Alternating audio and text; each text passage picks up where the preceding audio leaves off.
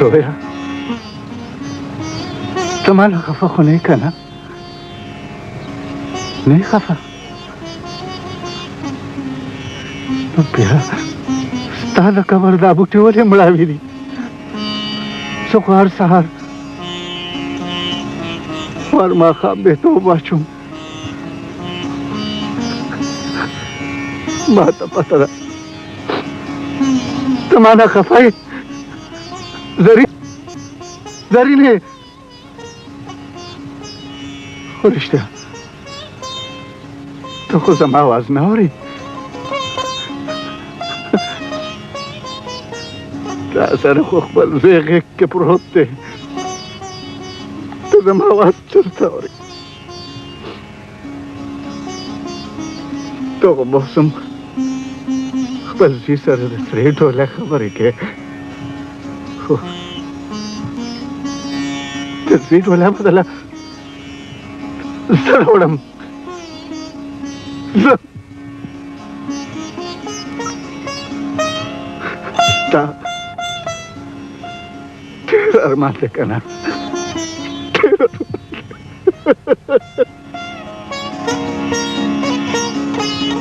ډېر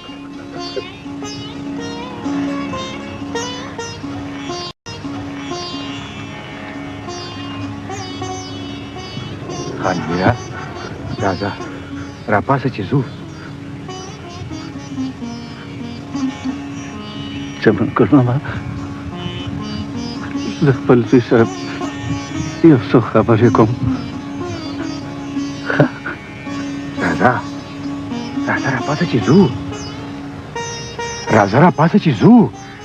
راپاسه.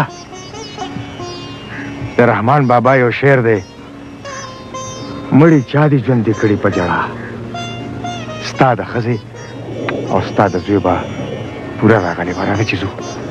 راځه.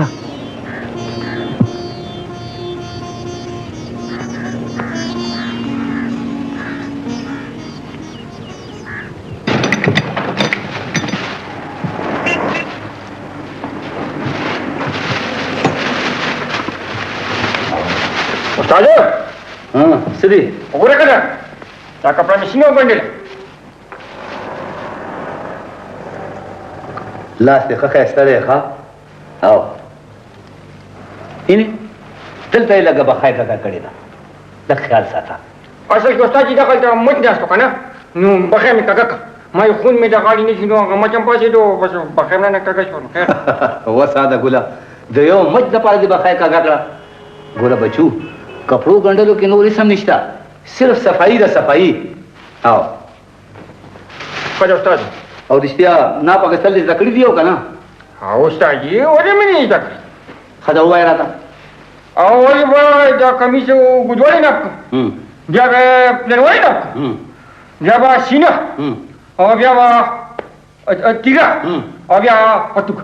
آفرین آفرین بچو لاړې استاد شوې. نو اصل کې استاد جي تعلیم یافته سړی وم نو زه پاتې سړی خو نه یم. او ګوره ماښام چې کور ته ځې که نه ځان سره به خپلې او د پلار جامې یوسې، هغه ما ګنډلې دي پوه شوې که نه؟ پوه شوم ښه غم. او وینې زه ځم ښار ته ګوډونو او بوکرم وغیره لا.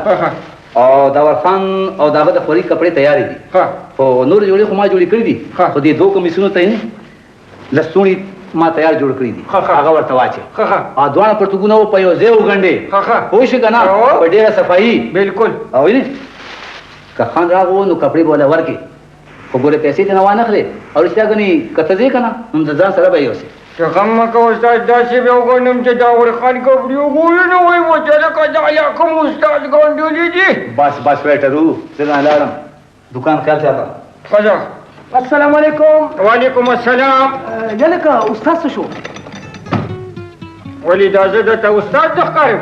ته به استاد یې، خو زه ګلخان استاد یادوم. ګلخان استاد؟ خو ښار ته لاړم اوس ماښام به راځي. تا به څه کېږي؟ ولې څه چلې شو؟ دراصل زما د جمعې په ورځ واده دی، دا کار ډېر زر اچانک وشو. دا د واده کپړې دي، ګنډل به غواړي. توار ګلونه چهارشنبه ده لکه دا خو ډېرې لږې ورځې پاتې ستا واده ته یار. نو زه کپړې خو به درته وګورم خو دا راته ووایي ته بازارو کې غواړي بچې څنګه راوړي؟ مړه هېڅ پکې نشته، په مټۍ واده دی. دراصل زما خواښې بیماره ده، مرګي حال ده.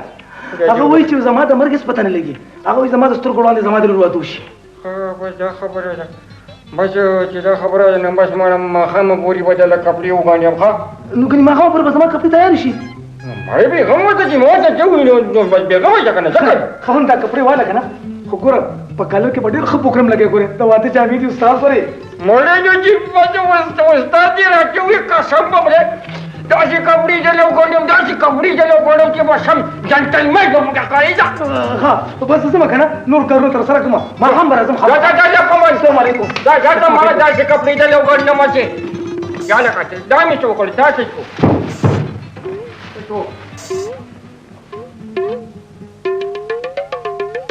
ما خو دا ډاډو نه وانهغوېستو نو لکه چې ما نه هېرېږو نو تا به راته یاد کړې وکړلو پرېږدم یاره چې بس وایي چې په جوړوالي خو زما مړولو که نه منه خو یو سبق خو ویو ما چې مړه وایي ځان ځان پوهلم او سبق به سره یاد کړم ګرانه خبره خو نه پیچراله منه داسې ولې ګرانه خو نه ده چې دې اوس ما د اول به سلاب کوم ما د کمیس اوږدوالی به ناپ کوم ښه او که نه چې کمیس څنګه ناپ کېږي خبره کوه اوږده خو نه ده ده که نه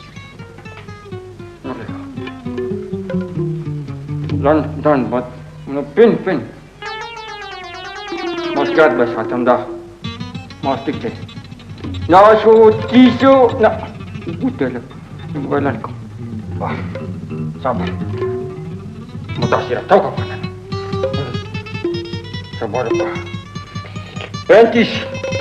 پنتیش جمع شفق